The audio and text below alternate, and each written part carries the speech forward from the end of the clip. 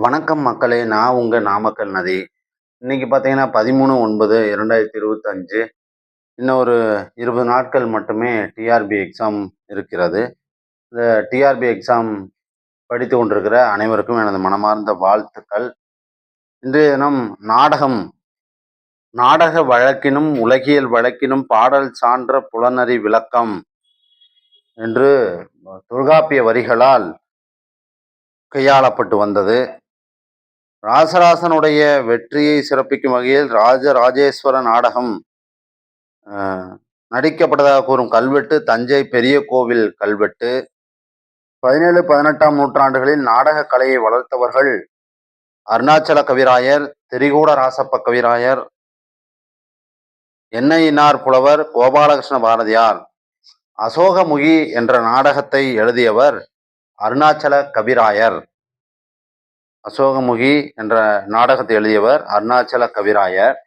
நாடக காப்பியம் எனப்படுவது சிலப்பதிகாரம். திருக்கச்சூர் நொண்டி நாடகத்தை இயற்றியவர் மாரிமுத்து புலவர். திருநீலகண்ட நாயனார் கீர்த்தனையை இயற்றியவர் கோபாலகிருஷ்ண பாரதியார். நொண்டி நாடகம் என்பது பார்த்தீங்கன்னா, செல்வ குடும்பத்தில் பிறந்த ஒருவன் பரத்தையரிடம் உறவு கொண்டு நோய்வாய்ப்பட்டு வறுமை அடைந்து நொண்டியாகி துன்புறுவதாகவும் இறுதியில் அவன் மனம் திருந்துவதாகவும் பாடப்படுவதுதான் நொண்டி நாடகம்.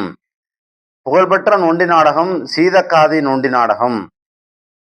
நொண்டி நாடகத்தினுடைய யாப்பு வகை நொண்டி சிந்து அப்படிங்கிறாங்க. சரியா? மாரிமுத்து புலவர் இயற்றிய நொண்டி நாடகத்தின் பெயர் திருக்கச்சூர் நொண்டி நாடகம். தமிழில் முதலாக சமூக சீர்திருத்த நாடகத்தை இயற்றியவர் காசி விஸ்வநாத முதலியார் அவர்கள். இவர் தாசில்தார் நாடகம், பிரம்ம சமாஜ நாடகம் ஆகியவற்றை இயற்றியவர். ஹரிச்சந்திர விலாசம் என்ற நாடகத்தை அப்பாவு பிள்ளை என்பவர் இயற்றியிருக்கிறார். ராமச்சந்திர கவிராயர் படைத்த நாடகங்கள் சகுந்தலை விலாசம், தாரக விசாகம், பாரத விலாசம்.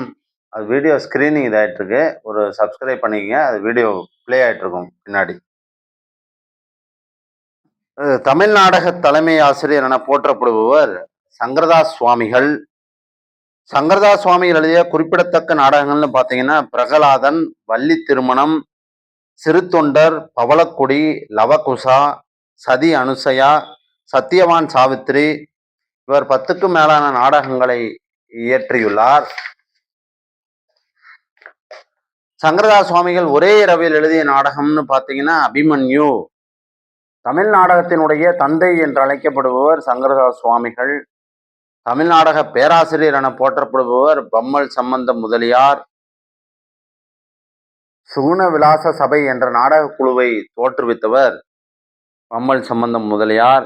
தமிழ் நாடக பேராசிரியராக அழைக்கப்பட்டவர்.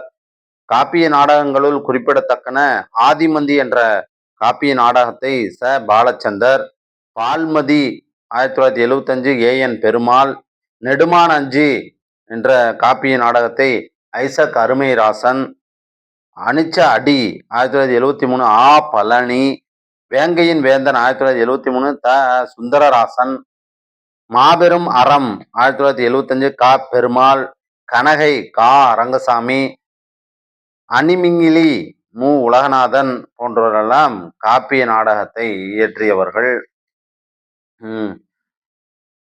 தென்னாட்டு பெர்னாட்சா என்று அழைக்கப்படுபவர் கல்கி. கலைஞர் கருணாநிதி அவர்களால் எழுதப்பட்ட நாடகங்கள் மணிமகுடம், மந்திரகுமாரி, பராசக்தி, தூக்குமேடை, பூம்புகார், திருவாளர் தேசியம் பிள்ளை, ஒரே முத்தம் என்ற நாடகங்களை கலைஞர் கருணாநிதி அவர்கள் இயற்றியிருக்கிறார். வீரபாண்டிய கட்டபொம்மன் வரலாற்றை முதல் முழக்கம் என்ற பெயரில் நாடகமாக எழுதி மேடையேற்றியவர் வெங்கடாசலம். குமாஸ்தாவின் பெண், கவி காலமேகம் என்ற நாடகங்களை கே முத்துசாமி அவர்கள் இயற்றியிருக்கிறார். கல்கி எழுதிய சிவகாமி சபதம் என்ற வரலாற்று நூலை நாடகமாக ஆக்கம் செய்தவர் புத்தனேரி சுப்பிரமணியன் அவர்கள். ராமநாதன் எழுதி பலமுறை மேடையேற்றப்பட்ட நாடகம் ராஜராஜ சோழன். அந்தமான் கைதி என்ற நாடகத்தை எழுதியவர் கிருஷ்ணமூர்த்தி அவர்கள். இரத்த கண்ணீர் என்ற புகழ்பெற்ற நாடகத்தை படைத்தவர் திருவாரூர் தங்கராசு அவர்கள், சுஜாதா எழுதிய குறிப்பிடத்தக்க நாடகங்கள் ஒரு கொலை ஒரு பயணம், டாக்டர் நரேந்திரனின் வினோத வழக்கு, கூத்துப்பற்றை என்ற நவீன நாடக குழுவை நிறுவியவர் முத்துசாமி அவர்கள். அந்த முத்துசாமி அவர்களினுடைய கூத்துப்பற்றை ஈரோடு ஈரோட்டில் உள்ள சென்னிமலை சாலையில்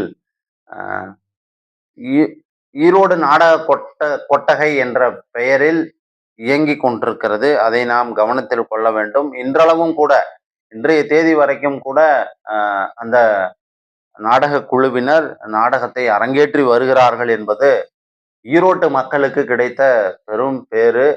நீங்கள் சென்றும் அந்த ஈரோடு நாடக கொட்டகைகள் சென்றும் அந்த நிகழ்வை நீங்கள் நாடகத்தை பார்த்துவிட்டு வரலாம்.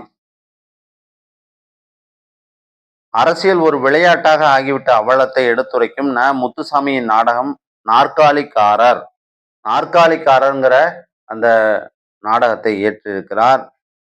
பரீட்சா நாடக குழு ஞானி அவர்களால் தோற்றுவிக்கப்பட்டது. தன்னானே கலைக்குழு KA குணசேகரன், ஆடுகளம் நாடக குழு நிஜந்தன், அரூபம் நாடக குழு ருத்ரன், செம்பவள காளி இது யாருடைய நாடகம்னு பார்த்தீங்கன்னா பேராசிரியர் சே ராமானுஜம் அவர்களால் எழுதப்பட்டது.